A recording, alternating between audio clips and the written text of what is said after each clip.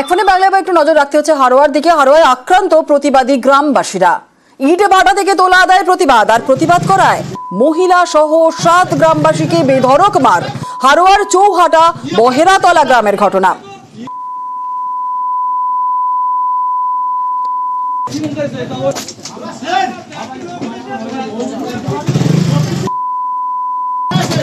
হারোয়ায় আক্রান্ত প্রতিবাদী গ্রামবাসীরা ইট ভাটা থেকে তোলা আদায়ের প্রতিবাদ, আর প্রতিবাদ করায় মহিলা সহ 7 গ্রামবাসীকে বেধড়ক মার। আমাদের সঙ্গে রয়েছেন আমাদের প্রতিনিধি জিয়াউল আলম। জিয়াউল, ঠিক কি ঘটেছিল, কাদের বিরুদ্ধে মারার অভিযোগ উঠছে?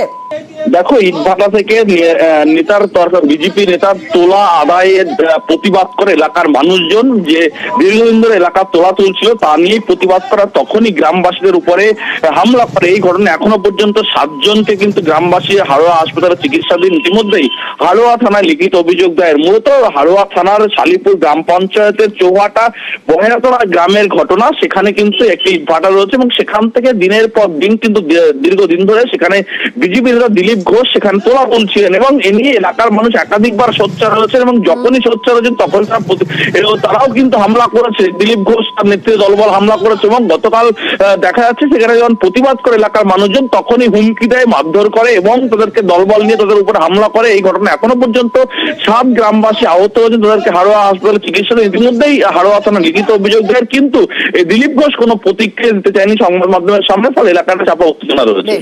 ধন্যবাদ। বিজেপি করে ছেলের নেতৃত্ব আর ওর নেতৃত্ব মিলিয়ে আমাদের আক্রমণ করেছে। 7 থেকে 8 জন মার খেয়েছে, মহিলা সহ আমাদের পরিবারকে সব মেরেছে।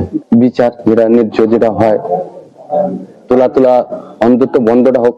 দিলীপ ঘোষ তোলা তুলতো, আমরা প্রতিবাদ করতে গিয়ে আমাদের মারধর করেছে।